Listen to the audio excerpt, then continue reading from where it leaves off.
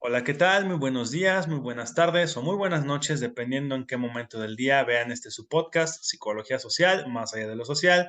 Como siempre, muchísimas gracias por sintonizarnos una vez más en este nuevo capítulo de este su podcast, como siempre. Y de igual manera, como siempre, estoy acompañado de mi buen amigo, colega Miguel Ángel Pérez García. Mi estimado Hola, hola. Miguel, ¿cómo estás? Bien, bien, muchas gracias, Eta. Hola, buenas tardes, días, noches a todos, dependan del horario en que nos vean. Y un gustazo estar aquí de nuevo y con un nuevo invitado. Por favor, Ata, preséntanos a nuestro invitado. Excelente, cómo no. Y como ya lo dijo Miguel, estamos nuevamente de manteles largos con un nuevo invitado, con el doctor Carlos Bravo Marentes. Buenas tardes, profesor. Muchas gracias por aceptar esta invitación. Buenas tardes, gracias a ustedes por la invitación. Es un placer y un honor poder compartirles algunas ideas en esta plataforma que ustedes tienen. Muchísimas gracias. Y antes de comenzar y entrar de lleno al podcast, nos gustaría hacer una pequeña semblanza. El doctor Carlos Bravo es licenciado, doble maestro y doctor justamente en antropología social. ¿Es correcto, profesor? Así es, Es de la UAM Iztapalapa, ahora sí que es colega nuestro y aparte es de la Escuela Nacional de Antropología e Historia. ¿Estoy en lo correcto, profesor? así es, correcto. Eh, Él es profesor investigador de tiempo completo en la Universidad Autónoma de la Ciudad de México en el plantel Casa Libertad y él está en lo que es el área de ciencia, de cultura científica y humanística. Así que, como siempre, muchísimas gracias, profesor. Ya hemos tenido el gusto de platicar en anteriores ocasiones, pero ahora lo hacemos por medio de este podcast. Así que, nuevamente, muchísimas gracias por la invitación, por haber aceptado esta invitación y estamos más que contentos de estar aquí con usted. Así que, profesor, adelante. Pues muchas gracias. Al contrario. Y bueno, pues como habíamos platicado previamente, eh, mi área de trabajo, aparte de la docencia, tiene que ver precisamente con el rescate, la promoción de los conocimientos ancestrales, pero vigentes al día de hoy. Entonces, me gustaría poner de inicio una palabra, un concepto que se oye todavía poco, pero que tiene, creo que engloba todo el sentido de muchas de las discusiones y muchas de las problemáticas que se viven hoy en día. Este concepto, esta palabra es la de epistemicidio. Eh, como ustedes sabrán, y si no, bueno, lo diremos en pocas palabras, la epistemología se dedica al estudio del conocimiento, de cómo conocemos, lo que conocemos, ¿sí? Y la terminación sirio tiene que ver con otros sirios que son tal vez mucho más comunes, como el etnocidio, el genocidio, etcétera. Entonces, aquí estamos hablando de la pérdida, de la muerte, del asesinato, de los conocimientos propios de las culturas mesoamericanas y que sigue siendo vigente en muchos de los conocimientos de los pueblos originarios que aún perviven en el territorio mexicano. Teniendo esto como punto de partida, durante los últimos, ¿qué será?, 20 años, he estado involucrado en una serie de proyectos que tienen que ver precisamente con el rescate de estos conocimientos ancestrales en un área que tampoco es muy conocida por los especialistas. Digamos que dentro del campo de los campesinos, de los indígenas, de las culturas populares, se ha trabajado mucho la cuestión de los alimentos, las medicinas, pero hay un campo que por alguna razón, al menos dentro del campo de la antropología, ha quedado minimizado, despreciado, incluso se le ha llamado la antropología del tepalcate o la antropología del guarache de manera despectiva. Me refiero al campo de las artesanías o del arte popular. ¿Cómo ligar entonces el campo de las artesanías y del arte popular?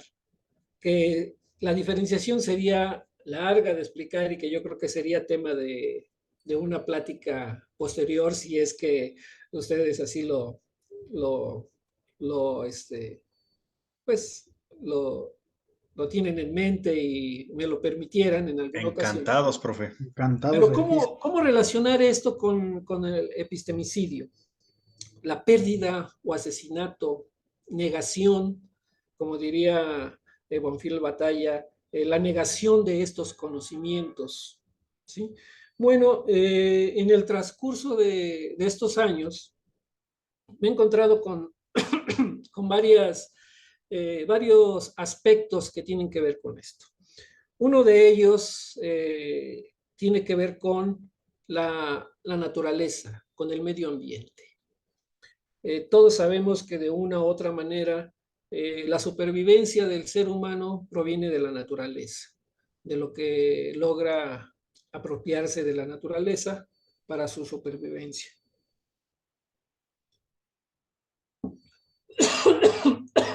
Ay, perdón. No, no. Bueno, el caso es que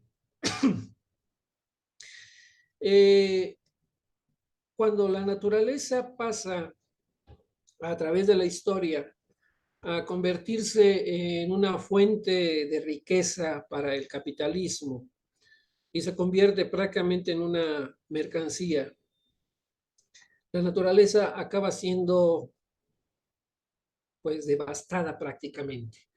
Y este es un punto que quisiera yo recalcar. Actualmente estamos a muy poco de tener una catástrofe a nivel mundial y a nivel de especie, porque ya, como se decía a mediados del siglo XX, pasaban con solamente 3 grados para un cambio climático que nos afectara de una manera drástica. Ya alcanzamos el primer grado, o sea, ya nada más nos faltan 2 grados para que nuestra vida se convierta en todo un desastre. Bueno, pero esa es también otra historia. El caso es de que hace algunos años nos topamos con un problema dentro del campo de las artesanías. Por ahí de finales de los 80, de los 90, había muchas críticas en cuanto a la calidad de las artesanías. Decían, no, es que ya no tienen el mismo valor, ya no tienen la misma calidad, ya no las hacen como antes, todo ese tipo de argumentos. A nosotros, y digo nosotros porque éramos un pequeño grupo de gente que estábamos trabajando en ese entonces en una asociación civil dedicada al estudio de este campo, del arte popular y las artesanías. Decíamos, bueno, pero ¿qué es lo que pasa realmente? Percibíamos que algo tenía que ver con las materias primas, pero no sabíamos exactamente qué era. Así que nos dimos a la tarea primero de hacer un diagnóstico bibliográfico y posteriormente, con apoyo de algunas fundaciones, un inventario nacional de materias primas con uso artesanal. El resultado nos dio más de 700 especies, plantas y animales con uso artesanal. Algunas de ellas, 111 para ser precisos, con estatus de riesgo según la norma oficial mexicana y la Convención Internacional para el Comercio de Especies Naturales. Dentro de esto, pues obviamente nos puso en contacto con muchos artesanos, artesanas, proveedores de materias primas de los artesanos, que nos fueron narrando su perspectiva sobre la problemática. Y en primer lugar, lo que encontramos fue que efectivamente la falta de calidad de muchas de las artesanías tradicionales era las materias primas. habían sido sustituidas, ya no eran las mismas. Pero cuando preguntábamos por qué las habían cambiado, pues la respuesta era muy simple: ya no las hay. Antes era simplemente recorrer los alrededores del pueblo, de la comunidad, del ejido y encontrar las materias primas. Cada vez, a partir de la década de los 70, tenían que recorrer más y más y más distancias. Y esto obviamente encarecía el trabajo artesanal, que bajo la lógica de la producción capitalista es imposible pagar una artesanía cuando se le compara con su equivalente industrial. Así que los artesanos lo que decidieron fue pues sustituir algunas de las materias primas. Y esto no era nuevo.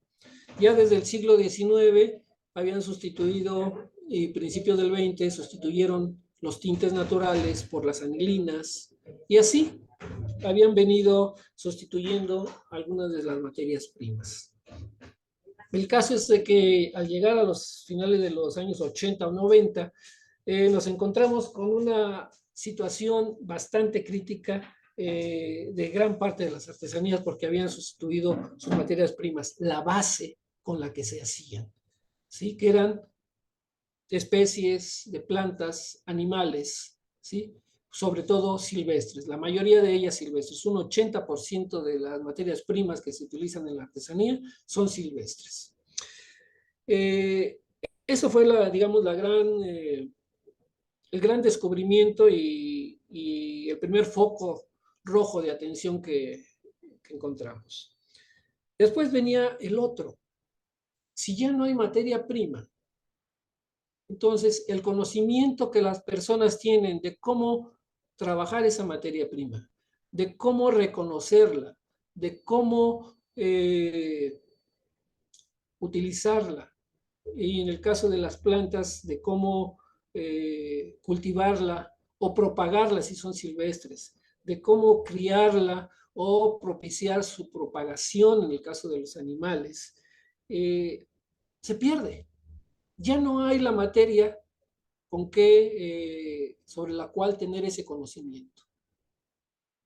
Se pierden las generaciones de viejos artesanos, de viejas artesanas, y se pierde el conocimiento. Los nuevos artesanos pueden tener mucha iniciativa, pero ya no tienen esos conocimientos. Entonces, allí había una pregunta fundamental que nosotros hicimos en alguna ocasión. Cuando les preguntábamos a los artesanos viejos por qué se estaba perdiendo esto y por qué no estaban transmitiendo el conocimiento a sus hijos, a sus sobrinos, a las nietas, a las nuevas generaciones, la respuesta era muy simple. Nosotros queremos que nuestros hijos, que nuestros nietos, que nuestras hijas sean alguien en la vida, que sean alguien. Ese alguien implicaba salir completamente del campo de la tradición artesanal e incorporarse al campo de las profesiones académicas. Una pérdida impresionante de conocimientos que se dieron durante los años 70, 80 y 90. Conocimientos que implicaban no solamente el manejo de la materia prima para hacer el objeto artesanal, sino también la pérdida del conocimiento sobre el entorno ecológico del medio ambiente y cómo mantenerlo de una manera y usarlo de una manera sustentable. Eso era impresionante porque los datos, la información que nos daban, las pláticas, lo que ellos nos contaban, nos indicaba que tenían todo lo necesario para poder hacer un manejo sustentable. Estoy hablando de finales de los años 80, 90. Ahora ya hay algunos textos que retoman esto y que lo ejemplifican de una manera mucho más amplia, ¿no? Pero en ese momento era algo que para nosotros nos estaba llamando la atención y que sabíamos que era algo muy, muy preocupante. Entonces aquí es donde entra digamos, el primer regreso a esta palabra del epistemicidio. Cómo la sociedad, la educación, nos plantea quién es ser alguien en la vida, cómo se valora lo que es saber y lo que es el conocimiento, privilegiando el conocimiento escolarizado, el conocimiento de las universidades, despreciando, asesinando el conocimiento que tradicionalmente se ha transmitido en el ámbito familiar, en el ámbito de la comunidad. Eso es algo que aún está por resolverse. Seguimos pensando que la única forma de ascenso social, que la única forma de ser alguien en la vida es estudiando una carrera en las universidades. Pero, ¿qué pasa con los artesanos, con los campesinos, ¿sí? Con los oficios en general, ¿sí? Ahí hay una vastedad de conocimientos que se están perdiendo. Y se están perdiendo, y que cuando se pierden no nada más es perderlos, sino que estamos perdiendo una multiplicidad de oportunidades de desarrollo social, económico, cultural, ¿sí? Y en todos los ámbitos, ¿sí? Entonces, ese es el primer punto que quisiera o que yo quería tocar en esta pequeña plática. Y en este sentido, nos encontramos con una gran pelea en la cual tenemos por un lado los conocimientos académicos, los conocimientos científicos, y por otro lado los conocimientos propios, los conocimientos locales, ¿sí? Ya sean artesanales, medicinales o alimenticios. Dos ejemplos que me llaman la atención en este sentido. Por ejemplo, el sexenio pasado, por ahí en algún momento se habló de una cruzada contra el hambre. Y lo que se hizo fue abrir, sobre todo en el campo, comedores comunitarios, los cuales les llevaban pues la sopa de pasta, la leche, lo que antiguamente podríamos decir que era la cumplión que funcía la CONASUPO en aquellos lejanos tiempos de los 70s, ¿sí? Es decir, la jornada contra el hambre consistía en abrir un comedor comunitario y llevarles los alimentos procesados, industrializados de la ciudad al campo. Cuando en el campo se tiene una riqueza impresionante de conocimientos alimenticios. Una verdadera cruzada contra el hambre hubiera sido retomar, hablar con la gente, recuperar esos conocimientos, esas recetas que están basadas en los quelites, en las plantas, en la naturaleza del entorno. Esa sí hubiera sido una auténtica cruzada contra el hambre. Recuperar el conocimiento propio de cada comunidad, de cada región, y decirles, ustedes tienen aquí la riqueza alimenticia, recuperémosla y démosla a conocer, no solamente para el alimento de la comunidad, sino para el resto del país, y por qué no para el mundo, como se hizo durante el siglo XVI, con todo lo que México aportó al mundo durante la colonia. El otro tiene que ver con el aspecto de la herbolaria o de la medicina. Hace unos 4 años, precisamente, aquí en la universidad, el área de promoción de la salud y concretamente quienes manejan el laboratorio y el herbario, me pidieron que hiciera la introducción de un cuadernillo sobre las plantas medicinales que recopilaron aquí en la Sierra de Santa Catarina.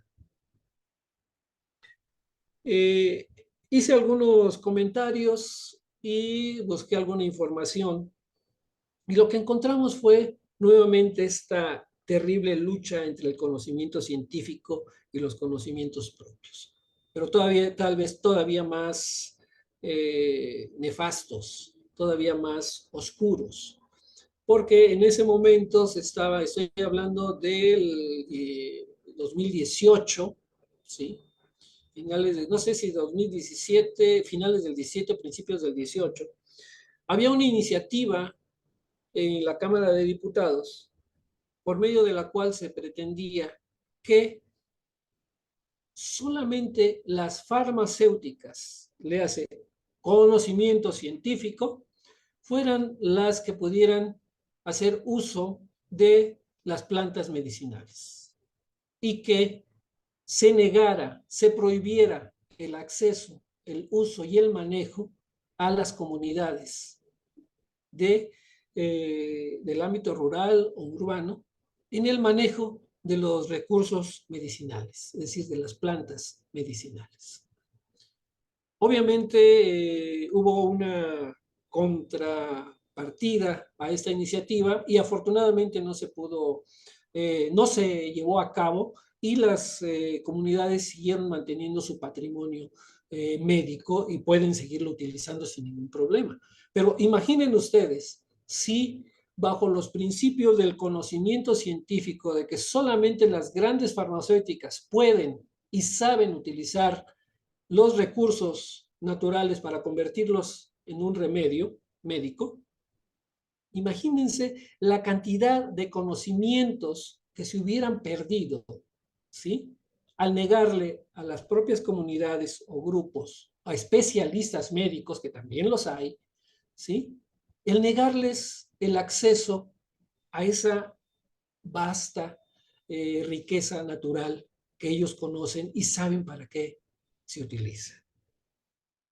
Termino esta parte con un ejemplo. Vivimos una pandemia terrible en la cual todos salíamos embosados a la calle o incluso dentro de las casas.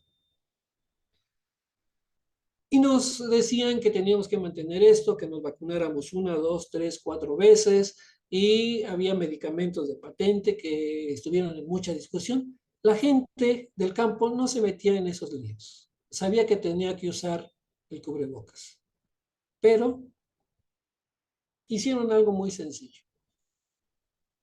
Tomaron simplemente hojas de eucalipto, las pusieron entre 2 cubrebocas, se ponían los cubrebocas y salían a la calle. Obviamente no tengo los datos necesarios, pero al menos los ejemplos que yo tuve cerca de gente que utilizó esta estrategia, obviamente después las vacunas, cuando ya estuvieron disponibles, es que no tuvieron ningún problema, ¿sí? Digamos, el eucalipto les permitía mantener su sistema inmunológico y sus vías respiratorias limpias, ¿sí? Y no tuvieron problema. Y esto nos lleva, digamos, aquí yo cerraría este segundo pequeño bloque de conocimientos científicos contra conocimientos propios, ¿sí? Diciendo que sí, los conocimientos científicos son muy, muy importantes, pero que también los conocimientos locales, los conocimientos de la gente, tanto en el campo como en la ciudad, también son muy importantes y habría que tomarlos en cuenta. Yo creo que una de las formas más eficaces de contrarrestar muchos de estos problemas, tanto médicos como alimenticios, es tratando de vincular la ciencia académica con la ciencia local, la de la gente, ¿sí? Ambos conocimientos combinados yo creo que serían una estrategia muy importante para resolver muchos de los problemas que tenemos. Y cerraría yo esta breve participación con un problema que apenas se empieza a tratar y que hay algunas rendijas. En todo este universo que acabo de comentarles, ¿quién es el dueño de los conocimientos? ¿De quién es la propiedad intelectual de estos conocimientos? Ya sean alimenticios, médicos o artesanales. En México y en el mundo en general, no existe la figura de propiedad intelectual colectiva, porque los mecanismos de protección de la propiedad intelectual están diseñados para el mundo capitalista, para el mundo individual, para el mundo industrial. De tal manera que cuando se choca con un mundo en el cual los conocimientos son colectivos, no se sabe qué hacer. Por ejemplo, y estos son ejemplos más del campo artesanal, que es el que comentaba en un principio, les manejo con más precisión. El máximo resguardo que tenemos en las leyes mexicanas lo tiene el Instituto de la Propiedad Intelectual bajo la figura del secreto industrial. Y este secreto industrial protege las patentes durante 50 años. Por ejemplo, tal vez ustedes recordarán que antes solamente había una marca de máquinas de coser, la Singer, o una sola marca de máquinas de escribir, que era Olivetti, ¿no? Y que de repente empezamos a ver un montón de marcas y demás. Bueno, pues se debe precisamente a que se vence la patente de 50 años del secreto industrial y entonces muchas otras empresas pueden hacer uso de ese conocimiento. En el campo artesanal tenemos un caso muy sintomático. En la Mixteca oaxaqueña, en la comunidad de Pinotepa de Don Luis, existe un grupo de, no precisamente de artesanos, aunque sí lo son, pero más bien ellos se declaran como tintoreros.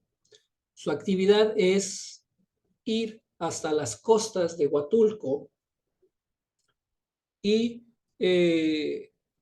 teñir hilos de algodón con la tinta que expele un molusco, el que ellos llaman tishinga, es el caracol púrpura panza, ¿sí? Y tiñen los hilos que adquieren un color morado intenso y que junto con el añil y la cochinilla forman la tríada de los 3 tintes más bellos, más importantes de la historia antigua y contemporánea de México. La cuestión es de que por allá de los años 80, estos moluscos empezaron a ser cazados por una empresa japonesa. Le pagaba a los pescadores tanto de Oaxaca como de las costas de Michoacán para que les extrajeran el tinte. Pero era gente que no sabía ni conocía, simplemente le dijeron, este caracol tiene tinta y tienes que sacársela. Pues obviamente mataban al molusco, lo mataban. Los tintoreros hicieron una demanda en aquel entonces a Miguel de la Madrid, y Miguel de la Madrid le encargó a la entonces Dirección General de Culturas Populares que viera qué era lo que estaba pasando.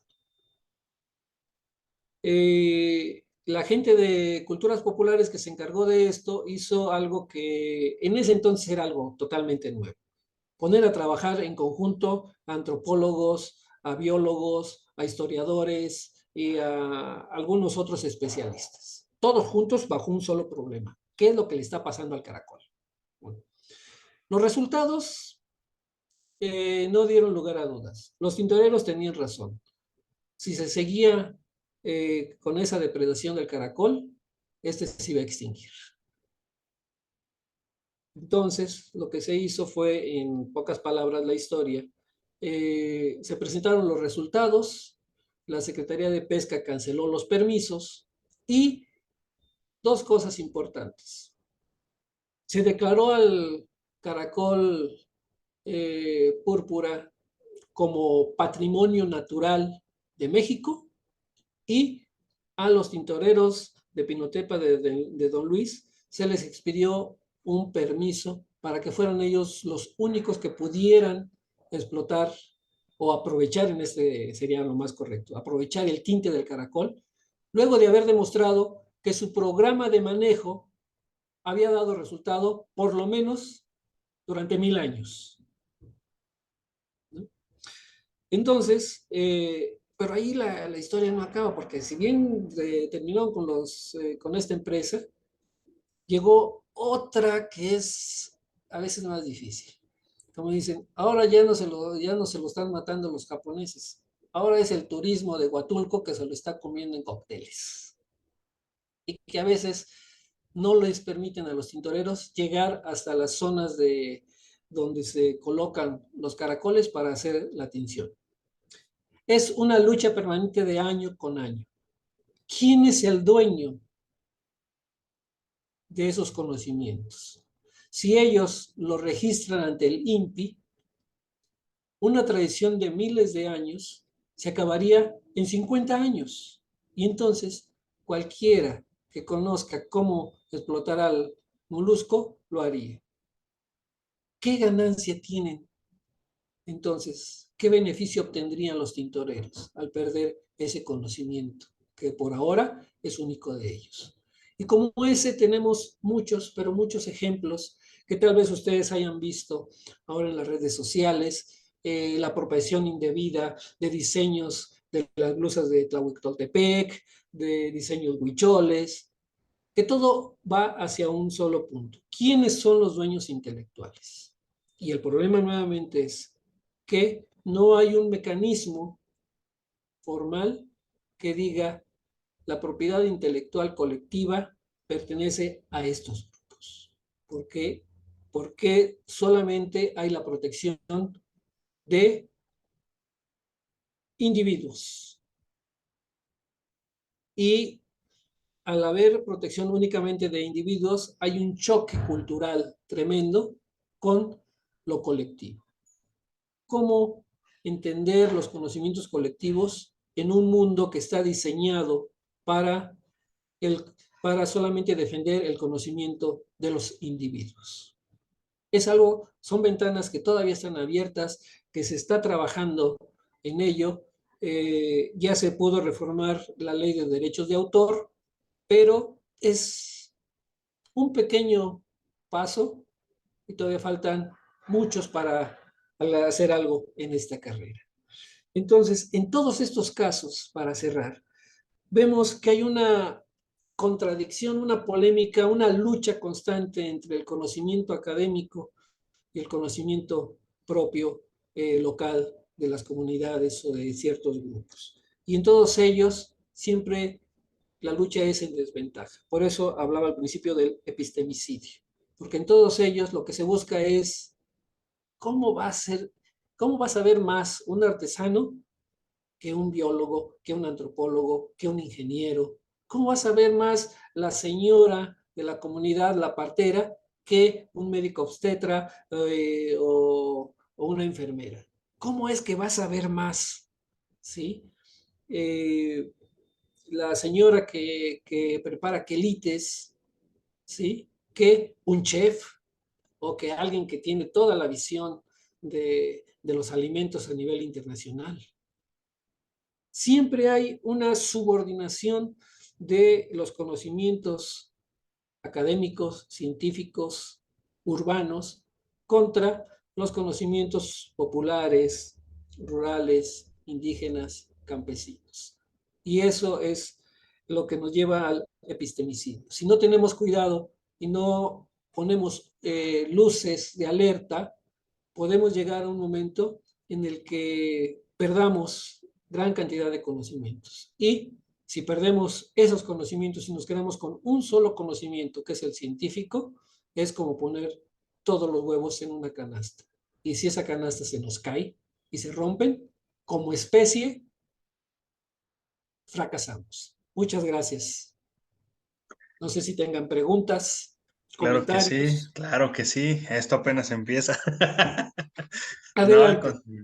Sí, profesor.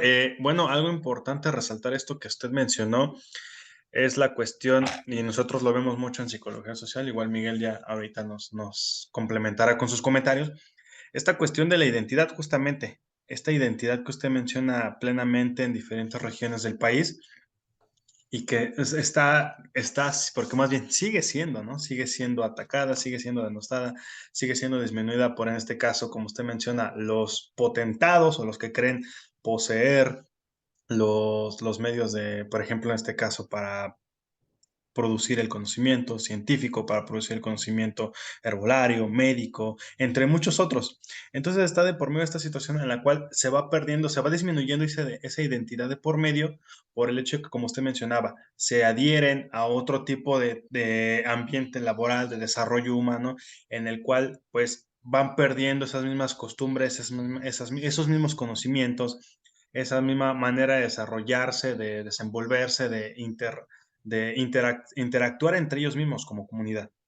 Entonces, poco a poco se va perdiendo esa misma identidad y esto mismo propicia que, como usted menciona, de esta manera metafórica, juntar todos los huevos en una misma canasta y perder esa canasta, destruir esa canasta que quedaría, ¿no? Entonces aquí la cuestión importante a resaltar y una pregunta importante también para ustedes el hecho de decir, bueno, si bien está, como usted le mencionaba, está de por medio esta constante lucha, esta constante confrontación entre lo científico y lo ancestral, ¿cómo contrariar o cómo atacar o eliminar ese mito, si se le puede llamar de esa manera, o esa creencia de la cual este tipo de conocimiento como es ancestral, como no tiene según ellos una metodología, un estudio o un proceso mucho más estructurado, hablando en cuestiones metafóricas, como lo es el conocimiento científico, cómo contrarrestar, cómo cimentar y fundamentar estos conocimientos que hoy en día son denostados, en este caso, por ejemplo, las cuestiones ancestrales?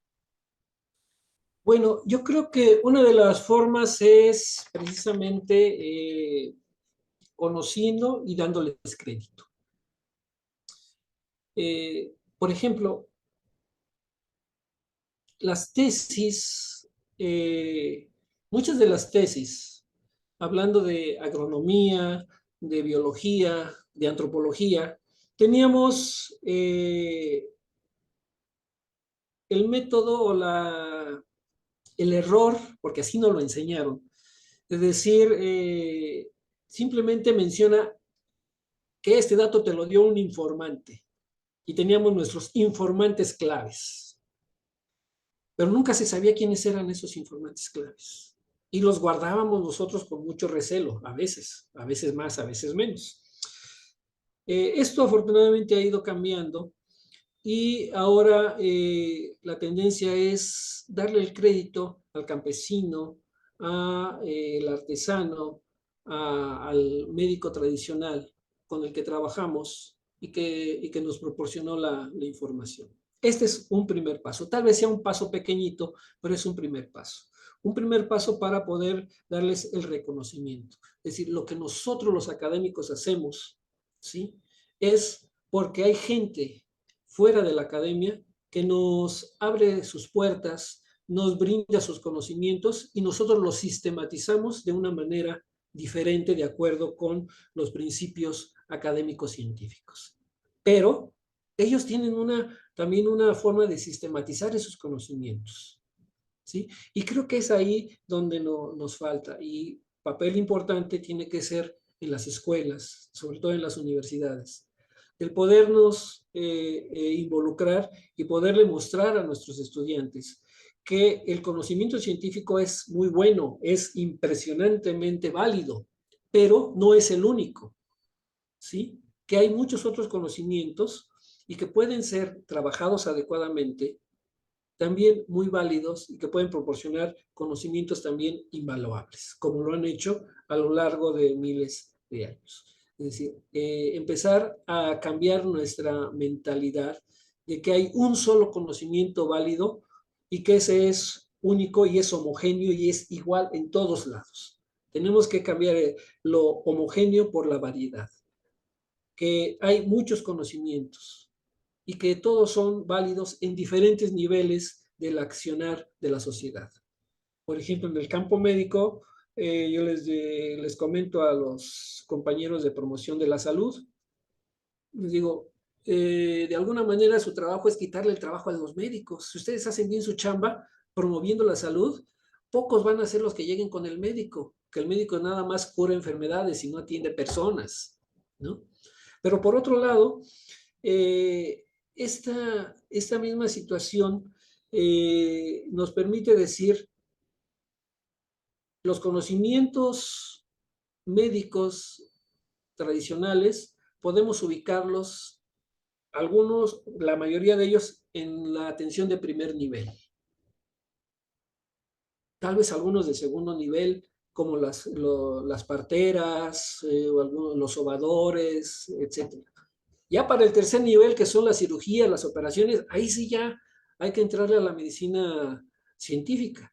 Pero, ¿cómo vincular esos tres niveles de tal manera que podamos ir y que nos receten mejor un té de cuachalalate y no paracetamol, que ya estamos hasta el gorro de que vayamos a la clínica del ISSSTE o del Seguro Social y lo primero que nos recetan es paracetamol, ¿no? Ya hasta no la sabemos, ¿no? Como si fueran, ahora sí que píldoras mágicas. Cuando si vas con un curandero tradicional, un médico tradicional, dependiendo de lo que tengas, te va a dar diferentes tés o combinaciones de tés. Nivel primario, ¿sí? Entonces yo creo que, ¿cómo hacerle?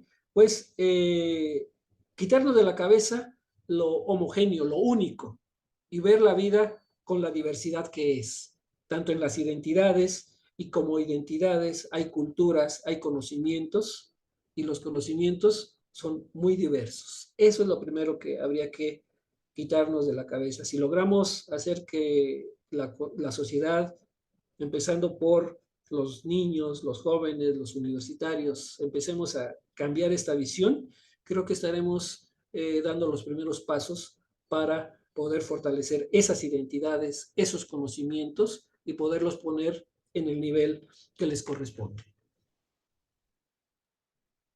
Así es, bueno, estamos de acuerdo con lo que dice el profesor y claro que debemos de borrarnos ese imaginario social que existe, sobre todo en la comunidad científica y en nosotros los universitarios, sobre que esta idea de tener un camino trazado por el método científico es el único que existe, como lo estaba mencionando antes de empezar el podcast, por ejemplo, refiriéndose a la psicología clínica, al psicoanálisis. eh, este tipo de pensamiento que tenemos sobre simplemente el método científico es lo único que hay y es lo único que nos va a dar una certeza y un conocimiento universal, porque muchas veces lo manejan así como a partir de que se crean las leyes y todos estos en algún tipo de, o sea, leyes físicas, leyes naturales, ¿no? Refiriéndose a ese tipo de leyes. Ellos creen que, bueno, a nosotros también nos hacen creer y nos llenan con ese pensamiento de que si no seguimos esos pasos como nos los han explicado a través de diferentes materias o metodologías o técnicas, nuestro conocimiento no es válido, ¿no? Por ejemplo, teniendo como referencia lo que dice de estos artesanos que que se ha cancelado o se ha visto como cortados el avance de generación tras generación, de ir pasando esa sabiduría ancestral o sobre las artesanías, pues también se debe a este imaginario que tenemos acerca o estos prejuicios que tenemos acerca de que es que ser un obrero o ser un campesino o ser un artesano no es algo, entre comillas, de bien, ¿no? No te va a dejar algo bueno. ¿Eso en qué te va a ayudar? ¿No? Entonces también vivimos bajo esa ilusión de que el que tiene una carrera es mejor que otro y que va a tener también un mejor trabajo, ¿no? Y al menos yo puedo ser ejemplo de ello, que no por tener una carrera, por tener buenas calificaciones, por ser una persona aplicada o que se cuestiona diferentes tipos de cosas, no encuentras trabajo tan fácilmente, ¿no? También debemos de quitarnos esa idea de que ser un universitario te va a abrir las puertas a todos lados. Tal vez antes ese pensamiento era funcional, porque era más fácil teniendo algún nivel escolar te abría las puertas a un nuevo trabajo. Ahora tal vez justamente lo que te abre las puertas a un trabajo o a tener algún ingreso es tener una acumulación de conocimientos y tal vez no unos conocimientos que estén avalados o que estén respaldados por un papel, por un certificado, ¿no? Simplemente tener esos conocimientos a partir de lo que sería como algo empirista, ¿no? Y, y, y con respecto a lo que también mencionaba el profesor, de que mm, muchas culturas han dejado perder estas tradiciones o estas prácticas que se han llevado a través de cientos de años, pues puede haber un ejemplo claro para mí que, que en algún momento lo practiqué fue, digamos, el yoga o las respiraciones, que en un momento era de, ay, es que eso, o sea, ellos lo tomaban como, o cuando tú se los decías, lo relacionaban directamente con algo religioso, algo espiritual, y tal vez sí, ¿no? Pero estas personas o los ancestros, ellos tal vez no tenían la idea del bien que hacía al cuerpo humano, o sea, no tenían toda esta experiencia, pero a través de diferentes estudios, de diferentes análisis al cerebro y a los pulmones, vieron que de veras las respiraciones, la meditación, ayudaba al cuerpo, ¿no? Ayudaba a mejorarte. Y no era como que eh, por obra de Dios, ¿no? Sino por la oxigenación de la sangre, porque te bajaba los niveles de cortisol, que bajaba tu estrés. Entonces, justamente esta conectividad que debe existir entre lo ancestral y el pensamiento científico moderno deberían ir mucho de la mano, ¿no? Porque se han perdido muchas costumbres o muchas técnicas también como de cultivo, ¿no? Como la triada que es muy mencionada muchas veces en algunos apartados o investigaciones de antropología e historia, bueno, de revistas de antropología e historia, de arqueología, ¿no? Que la calabaza, el maíz y el chile. Entonces, justamente todas este tipo de prácticas que se pierden están dejando pasar o están dejando de obtener un beneficio por creer que simplemente las nuevas cosas que llegan o que lo nuevo es mucho mejor que lo viejo. Sobre todo esa idea, ¿no? Lo nuevo siempre va a ser mejor que lo viejo ya pasó de moda, lo viejo ya no sirve, cuando no se dan cuenta que nosotros podemos aprender muchas cosas de lo viejo y podemos aplicarle muchas cosas de lo nuevo, ¿no? Hacer una fusión de estas dos cosas para mejorar en pro de nosotros, ¿no? Entonces es algo como de lo que yo estoy muy de acuerdo con el profesor, debemos de quitarnos ese estigma, ese pensamiento de que porque el conocimiento empírico no está respaldado por algo, o el conocimiento que es pasado de boca en boca o de manera tradicional, no sirve de nada, ¿no? Ya si te quieres ver muy exigente o muy profesional o algo así, pues haz una investigación que de veras te diga, sí voy a refutar esto porque de verdad sí nos sirve, ¿no? Y no te servirá a ti y a un sector de la población, porque por algo también ha trascendido a través del tiempo. A alguien le ha sido funcional, a alguien le ha funcionado todas estas prácticas. Entonces, eso sí es como que algo que quedo muy de acuerdo con el profesor. Sí, efectivamente, yo creo que tienes razón. Hace no mucho tiempo, hace unos meses, yo creo que a principio de año, leía una nota en la que algunos científicos, eh, por primera vez en la historia, abrían la puerta a otros conocimientos. El planteamiento que ellos hacían es una postura eminentemente científica de la duda. Decía, bueno, como científicos no podemos negar otras posibilidades de realidades, ¿sí? Y dice, y si somos congruentes con los principios científicos de la duda, tenemos que aceptar que algunos de estos conocimientos ancestrales, como el que comentabas de la yoga, junto con la filosofía, que le es parte, pueden tener algún beneficio, pueden aportar conocimientos. Entonces, esta pequeña puerta que abrieron estos científicos hacia otro tipo de conocimientos creo que también es un resultado de esta pugna constante de los conocimientos ancestrales por decir, aquí estamos y vamos a seguir aquí, nos valides o no nos valides como ciencia, aquí vamos a estar nosotros y nosotros vamos a estarle respondiendo a las necesidades de la gente que se acerque con nosotros. Y ante eso, bueno, pues algunos científicos han tenido que mirar hacia estos conocimientos ancestrales y empezar a analizarlos desde otro punto de vista y darse cuenta, efectivamente, como dices, Miguel, que tienen elementos de beneficio y que aportan mucho en diferentes aspectos a la gente y al conocimiento mismo como elemento científico. Y creo que en ese sentido, ese es tal vez el papel de los universitarios. Nosotros que hemos tenido, y de los investigadores y de la academia, que hemos tenido la oportunidad de llegar hasta donde hemos llegado y poder tener una visión diferente desde lo alto, tener una panorámica de cómo están las cosas. Nuestro papel es precisamente tratar de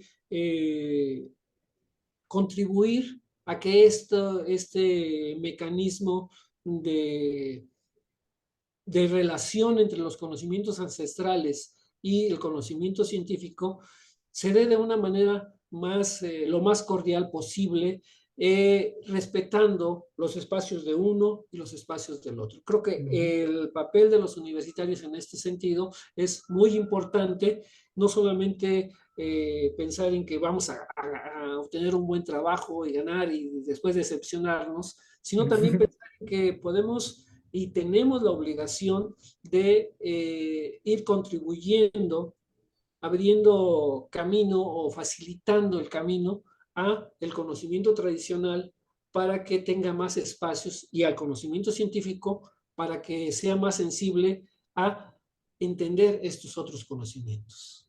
Yo creo que ese es el papel del universitario en este punto en el que estamos conversando. Exacto, y por ejemplo ahí también podemos poner el punto de que como universitarios y pues, nosotros como estudiantes y también como tanto la plantilla académica como de los profesores que nos enseñan, yo también siento que debemos impulsar o que nos deben impulsar a nosotros porque muchos tienen la idea de convertirse en esa vaca sagrada de una universidad o de alguna institución pública y hacer ciencia para los científicos, ¿no? Y muchas veces se les olvida hacer ciencia para el ciudadano de a pie, al que le debemos, que es en sí la mayoría de las personas a las que les debemos llegar, para que sea más fácil el entender y el comprender el tipo de situaciones que nosotros pues gracias a lo que sabemos, a lo que estudiamos, a toda nuestra historia que también tenemos nosotros como ciudadanos o como personas normales, como cualquier otra persona, y que las podemos ver desde diferentes puntos de vista, dar ese punto de vista o llegarles a hacer esta información de una manera más digerible o más fácil de entender a la mayoría de las personas, ¿no? Porque muchos se casan con esa idea del lenguaje muy científico, muy cerrado y que solamente quieren impresionar a sus, no sé, a los autores que admiran, a los profesores que admiran, ¿no? Se olvidan muchas veces de que nuestras investigaciones son para el ciudadano, o vienen del ciudadano, o vienen de las demás personas.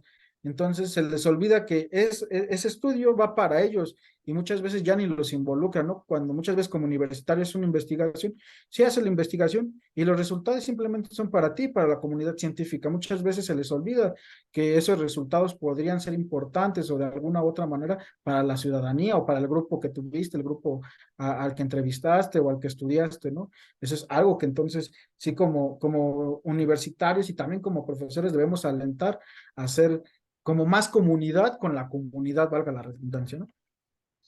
Efectivamente, acaba de tocar un punto bien fuerte, pero bien cierto, porque hablando del ámbito de la ciencia, ¿sí? Podemos decir que se han desarrollado dos tipos de ciencias. La ciencia que efectivamente tiene el objetivo humanista de decir hay que resolver problemas de la sociedad, problemas del ser humano, ¿sí? Y ese tipo de ciencia, pues mis respetos, que siga trabajando, que siga haciendo su trabajo. Pero hay otro tipo de ciencia, que es el que tú comentas, que se vuelve tan egocéntrico que empieza a girar en un círculo propio, en donde solamente se escribe para ellos mismos, sobre los mismos temas, y muchas veces para agradar a quienes les financian sus proyectos, que ahí es donde nuevamente podemos ver un manto oscuro, que puede haber ciencias que están destinadas a, o proyectos científicos que están orientados o destinados a justificar ciertas ideologías, ¿sí? Ya sea empresariales o de gobierno, ¿sí? Que nada tienen que ver con buscar el bienestar de la sociedad, ¿no? Y que en ese sentido se vuelven ciencias peligrosas, ¿sí? Que hay que saber detectarlas, ya sea las que simplemente hacen cosas intrascendentes para quedar bien con sus cuates y demás, o esas que son más peligrosas porque tienen una tendencia ideológica para justificar ciertas acciones de gobierno o ciertas acciones empresariales que repercuten en la sociedad. Y que a diferencia de esas, los conocimientos ancestrales, los tradicionales, siempre tienen como finalidad este beneficio social. ¿Sí? Yo creo que ahí es donde también podemos encontrar una gran diferencia y efectivamente, Miguel, creo que Atahualpa tenemos que poner mucho cuidado en eso y detectarlo y denunciarlo cuando haya que denunciarlo. Así es. Así es, justamente, ¿no? Esta parte importante que menciona Miguel sobre esta manera de cómo adentrar a la gente, cómo, se podría decir, ¿no? Simplificar este mensaje, esta contribución, este conocimiento, pero justamente, ¿no? Algo importante que usted que resaltó en su intervención primaria fue el hecho de cómo esta idea, esta cuestión del capitalismo, ¿no? Y nosotros lo vemos desde la psicología social analizando diferentes factores, pero también cómo este capitalismo ha hecho todo lo posible, porque evidentemente si volvemos a esta cuestión de las costumbres, de las creencias, de las prácticas ancestrales y todo esto lo que conlleva, pues evidentemente lo que incomoda, lo que molesta, lo que no agrada, pues es de que pues yo como generador del conocimiento científico, médico o entre muchas otras, no tengo un beneficio neto, claro, de ese tipo de prácticas, de ese tipo de costumbres, de ese tipo de, como decían ustedes, de ese tipo de conocimiento de boca a boca, de práctica, de conocimiento ancestral, de todo ese conocimiento que como igual lo mencionaron, esta cuestión de que no tiene ese, como que esa patente universal de aceptación, de aclamación, de apoyo en el cual no hay un beneficio neto, en este caso evidentemente monetario, es por ello, y usted lo podría decir en este momento, profe, es por ello que también está ese constante de nuestro hacia ese tipo de costumbres. Y por eso le hacía la pregunta anterior, bueno, mi pregunta anterior, de por qué estaba de por medio, ¿no? Estaba de esa constante lucha, ese constante dimes y diretes de que eso no es correcto, eso no está sustentado, eso no tiene una investigación plena, eso no tiene, pero como usted decía, ¿quién tiene la patente del conocimiento, del intercambio, del acercamiento, de la expansión de ese mismo conocimiento? Entonces aquí, como es justamente como usted lo mencionó, esta cuestión de tener cuidado de cómo se va desarrollando esto, de cómo se va compartiendo este conocimiento, de cómo se va intercambiando esto mismo, es una cuestión importante resaltar el hecho de que en el capitalismo se ataca porque no me beneficia. Se ataca porque no es pleno un beneficio general. Se ataca porque, como lo vemos nosotros en psicología social, esas minorías son las beneficiadas, pero no las minorías cotidianas, sino las minorías de otras, por ejemplo, usted le mencionaba la cuestión de las regiones en México que constantemente mantienen viva esa llama de las prácticas y que ese tipo de minorías vistas desde el capitalismo, pues no hay un beneficio pleno de los que ellos se puedan empapar, de los que ellos se puedan abrazar. Es por ello, y usted lo podría decir ahora, si es por ello mismo que en este ambiente del capitalismo se denuestra, se ataca, se denigra y como se dice coloquialmente, ¿no? Se mira por encima del hombro a todo este tipo de prácticas porque está de por medio, como no hay un beneficio, no hay una transgresión como las farmacéuticas, como otros tipos de prácticas, no hay una aceptación plena. Efectivamente, ¿no? Yo creo que esa es la estrategia del capitalismo. Negar, despreciar y apropiarse de lo que le es útil para obtener mayor ganancia. ¿Sí? Y en ese sentido, pues, lo hemos visto, se ha apropiado de muchos conocimientos que al no haber esta protección legal, se aprovecha y se los apropia con la mano en la cintura sin que nadie le pueda decir nada, etcétera. Pero ellos sí lo patentan y entonces sí que nadie se meta con su conocimiento, ¿sí?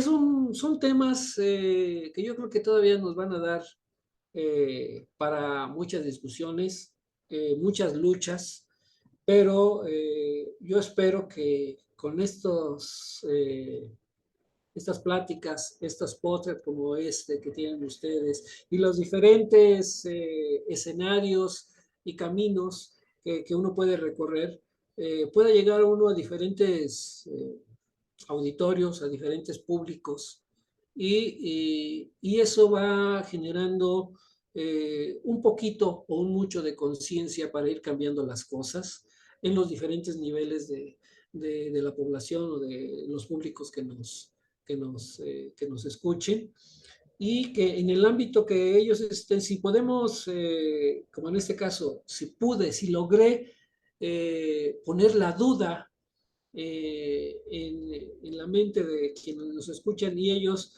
empiezan a trabajar sobre esa duda en el campo que les ocupe, ya sea académico, escolar o fuera de la escuela en lo cotidiano, yo me doy por bien servido de que he hecho mi labor. Así es, profesor, muchas gracias. Y por ejemplo, solamente dejar ahí un ejemplo al aire de estas prácticas de la naturaleza o cómo se ha perjudicado la naturaleza y a través del capitalismo. Un claro ejemplo es el uso, consumo, ya sea lúdico, recreativo o cultural de la marihuana, ¿no? Algunos expertos mencionan la prohibición de la investigación de la marihuana para sus beneficios, pero sí se le da dinero o si se le aporta alguna cantidad a la investigación, siempre y cuando los resultados sean factibles en contra del uso y consumo de la marihuana, ¿no? O sea, si me demuestras que hace daño, ahí te financio otra investigación, ¿no? Pero si tus resultados poco a poco me van diciendo que no hacen daño, pues últimamente como lo que se ha visto, ¿no? Pues ya se quiere despenalizar, ya algunos ya tienen sus plantillos de marihuana, ya sea de forma textil o de forma farmacéutica, para lo que lo quieran usar, pero simplemente es eso, ¿no? O sea, por ejemplo, el abogado, pues, el que está dedicando a las leyes, puede decir, bueno, ¿y por qué? ¿Y desde cuándo se prohibió el consumo de la marihuana? ¿Por qué se rechazó este consumo a la marihuana, ¿no? El botánico o el médico, bueno, ¿en qué nos puede beneficiar la marihuana? No solamente quedarse con el uso recreativo, que lejos de que esté bien o de que esté mal el uso recreativo, puede haber otros beneficios más allá del puro social, ¿no? Que tiene la marihuana, ¿no? Sino puedes como yo siempre lo he puesto de ejemplo, ¿no? O sea, en la industria textil y papelera puede ayudar al medio ambiente a reducir la tala de árboles, puede ayudar a incrementar la duración de las telas, de la ropa, y eso beneficia al medio ambiente de alguna u otra manera. Entonces, todas estas personas, si hay alguien que estudie, no sé, ingeniería en textiles, que alguien que estudie en leyes, y que estén en medicina y que estén involucrados y que vean más allá del concepto lúdico y recreativo de la marihuana, que a lo mejor se junten y digan, bueno, pues mira, nosotros tenemos estas ideas y creemos que sacar lo mejor de esa planta, por así decirlo, entre comillas, lo mejor, ¿no? Sacar los mejores provechos, van a ayudar a un beneficio del planeta. Estamos claros y sabemos que no podemos salir bueno, actualmente es muy difícil salir del sistema capitalista porque pues estamos muy involucrados en él y casi nuestra vida ha sido en este sistema capitalista, pero si le podemos dar la vuelta y podemos jugar dentro de sus juegos, pero ganarle de alguna u otra forma, es como que algo que se deben de unir los nuevos estudiantes, no se queden, aunque esté aquí, por ejemplo, el profesor, no se queden con lo que les digan sus profesores, investiguen más, lean más, aprendan más, vayan y escuchen a personas. O sea, eh, esto es una manera de hacer, digámoslo, por de alguna forma, una antropología, también una antropología social, obteniendo las conversaciones de otros, sacando provecho de esas conversaciones. Es como lo único que nosotros les podemos recomendar, no se queden y no crean que solamente porque tenemos un título, porque tenemos una maestría, un doctorado, sabemos todos también a veces, y bueno, todos los investigadores sociales tenemos, queramos o no, algún sesgo hacia un tema, ¿no? O hacia alguna preferencia, ¿no? Entonces, hay muchos que desvían sus investigaciones a favor de lo que creen para demostrar que sí saben y no quedar en mal. Entonces, justamente pues se les hace la invitación a que se cuestionen todo, a que reflexionen todo y escuchen a todas las personas, de todas las personas se aprende algo, siempre hay algo importante que decir, ¿no? Ojalá y te oigan y te hagan caso. Ojalá. Ojalá. Yo insisto Ojalá. mucho con mis estudiantes, no me crean, lean, investiguen. Nunca van a saber cuándo voy a llegar y les voy a contar el cuento de la Caperucita Roja y ni cuánto se van a dar. Exacto. Justamente, esas eran las prácticas cotidianas en sus seminarios, profe. Esa icónica frase, profesor. Y profe, por último, ya ve que habíamos hablado hace algunos días cuando organizábamos esta plática sobre un libro que usted publicó que también tiene Mm. referencia plena a costumbres ancestrales, pero que lastimosamente hemos hablado no se ha publicado o estaría en proceso, si no me equivoco. ¿Nos podrá hablar un poco al respecto de ello, por favor? Así es. Bueno, este es un trabajo que se hizo precisamente en el contexto de ese diagnóstico que les comentaba sobre por qué las artesanías habían perdido su calidad. Entonces, a partir de eso, yo empecé a trabajar sobre lo que se conoce como lacas mexicanas o maque. Para que lo ubiquen más, son esas famosas cajitas de Olinalá, estas que vienen decoradas con leoncitos, con flores y demás figuras. Bueno, eh, esta es una artesanía que viene o es una práctica que viene desde la época prehispánica y que está hasta nuestros días y que ha pasado por muchas etapas que de buenas, malas, pésimas y ahora creo que un poco mejores. Entonces, el trabajo que yo hice fue un tanto histórico, recuperar toda la información histórica que había acerca de la técnica, de de lo que podríamos llamar, desarrollé a partir de ese trabajo lo que llamé un sistema tecnológico artesanal, que está compuesto de diferentes factores. Obviamente el principal era la técnica, el conocimiento, o sea, qué materiales había, y ahí era donde entraba lo de los materiales, el árbol del linaloé, las tierras que se utilizan para preparar la pasta, y todo lo que se necesita para generar lo que es la laca mexicana o maque. Las formas de organización que varían porque fue un estudio comparativo entre los tres estados en donde todavía se produce, en Chiapas, en la localidad de Chiapa de Corzo, en Guerrero, en Olinalá, precisamente, Temalacacingo y Acapetlahuaya, y en Michoacán, en Pátzcuaro y en Uruapan. Entonces fue un estudio comparativo. Entonces, en cada uno de estos lugares, aunque se utilizan la misma técnica, tiene sus variantes, las materias primas varían en pequeñas cantidades, en cosas a veces significativas, y la organización era muy importante porque todos se organizan de diferente manera. En unos lados son comunidades mestizas, en otros son indígenas, entonces tienen formas diferentes de organizarse para la producción. Otro elemento que trabajé ahí en ese estudio era precisamente la transmisión del conocimiento. Cómo se transmitía el documento a partir de esas organizaciones, ¿no? Y es cosas muy interesantes porque a veces se transmitía, por ejemplo, en Michoacán por línea materna, pero más bien por línea de las tías, siempre era la tía la que le enseñaba a la sobrina. En otros casos era directamente de padres a hijos, de madres a hijas. En algunos lugares son más las mujeres las que participan, en otros son los hombres. Entonces hay una diversificación de formas de organizativa y de cómo se transmite el conocimiento. Después de ahí pasamos a la parte que podríamos llamar la parte más aburrida, entre comillas, que es la parte legal. O sea, ¿qué hay en términos de las normas? Y obviamente las normas legales existían en la época colonial con los gremios y así van pasando hasta que se pierden y se vuelven nada, pero internamente hay toda una serie de normas y legislaciones consuetudinarias que siguen vigentes, ¿no? Y que son muy importantes para entender también tanto la organización como cómo se transmite el conocimiento. Y obviamente lo que a los artesanos les interesaba, bueno, ¿cómo le hago para vender más?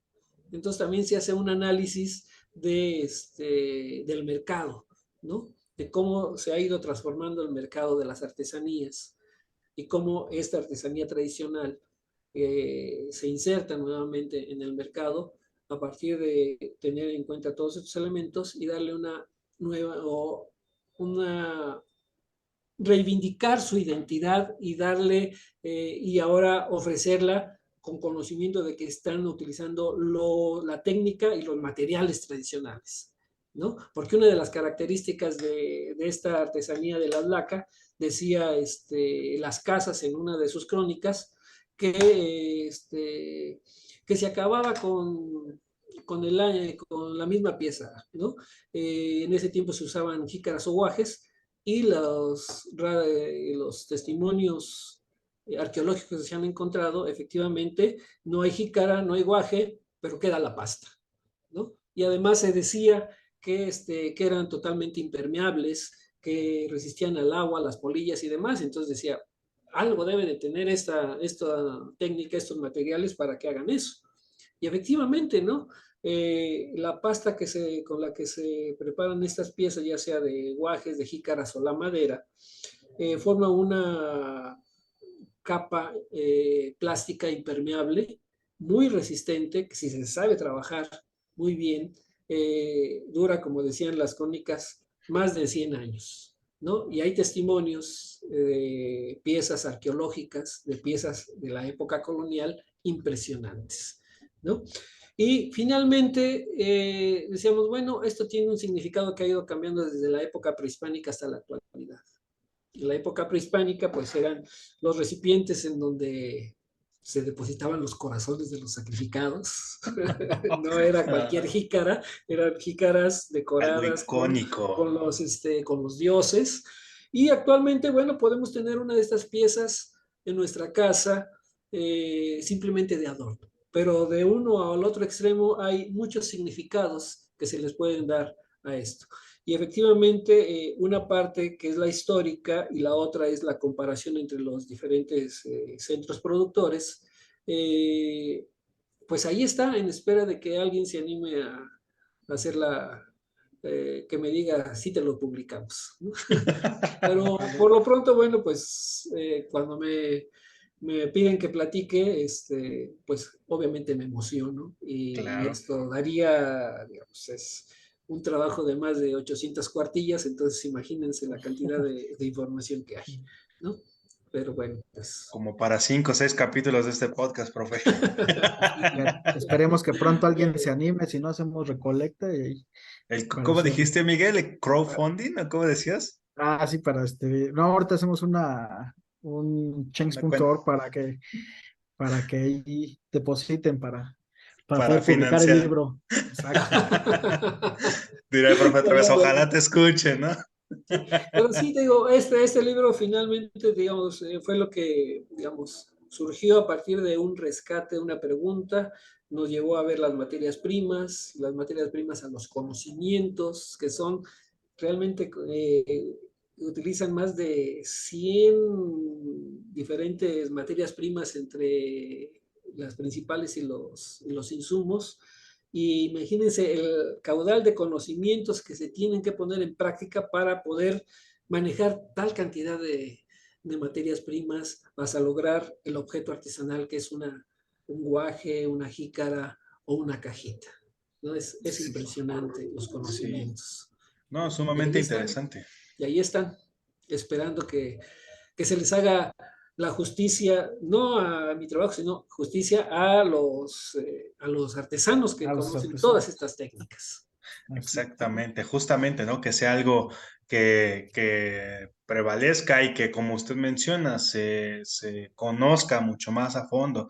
Y con este pequeñito trabajo de 800 cuartillas, pues cómo no hacerlo, ¿no? Cómo no dar a conocerlo de una manera mucho más estructurada, mucho más detallada y pues me imagino, ¿no? Que en este libro habrá cuestiones sumamente precisas, contundentes y todo muy bien fundamentado y sustentado, como usted menciona, para hacer referencia a algo que hoy en día podría haber una cajita, una jícara, como usted mencionó, como un adorno, pero entender todo un proceso de elaboración y sobre todo lo más importante, ¿no? El significado, lo que lo identifica como algo de prácticas de años y años y años. No sé si tengas algo más que agregar, Miguel. Pues yo solamente me quedé con nada, justamente ahorita que con este brevísimo resumen que nos dio el profesor, él, él cómo nota, es que me acordé de una nota que estaba viendo hace unos 5 días más o menos, que apenas hubo en Los Pinos un evento sobre tejidos y bordados y cosas así.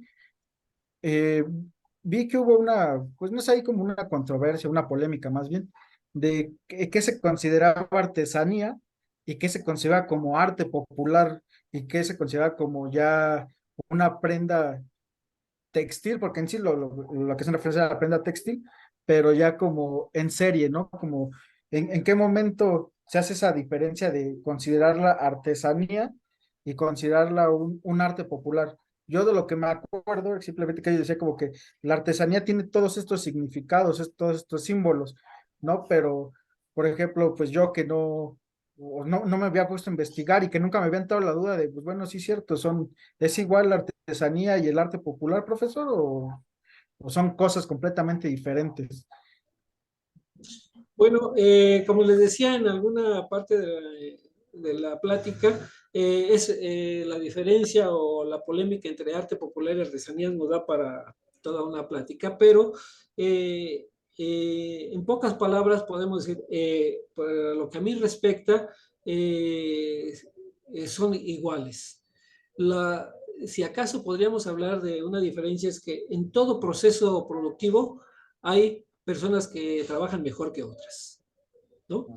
Y que en este caso el arte popular tiene que ver con la idea de incorporarse al mundo del arte, siempre subordinado porque va a llevar el adjetivo popular. Ujú. Exactamente. Y las artesanías son las que no tienen esa pretensión de entrar al mundo del arte, ¿sí? Que están en el campo en el que siempre han estado, en el campo comercial porque son utilitarias, aunque ahora esa utilidad sea decorativa. Sí, pero es una polémica muy grande, hay antecedentes históricos que justifican por qué unas son arte popular y por qué otras son artesanías, o por qué a uno se le denomina arte popular y a otro artesanías. Pero bueno, eso sí nos llevaría un buen tiempo, y si ustedes me lo permiten y me vuelven a invitar, la Con próxima gusto. vez hablaríamos específicamente sobre ese tema que creo que es muy interesante y apasionante. Pues no se diga más, tú ya tenemos junto con el libro y junto con ese tema como 15 capítulos de podcast, Miguel, así que Sí, ya. ya tenemos una temporada completa. Vamos Claro a que hacer sí, profesor. colaborador al profesor. Perfecto. Poco a poco anexando más colaboradores al podcast, perdón. Claro que sí, profesor, con gusto. Si usted nos acepta una invitación próxima, pues hablaremos de ese tema de lleno. Como usted dice, es un tema muy extenso que Claro. debe de ser muy meticulosamente abordado.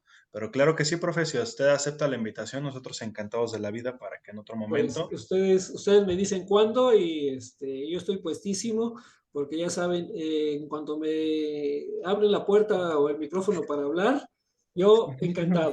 Excelente, profesor. Pues bueno, no nos queda más que agradecerle enormemente, profesor, que haya aceptado esta invitación.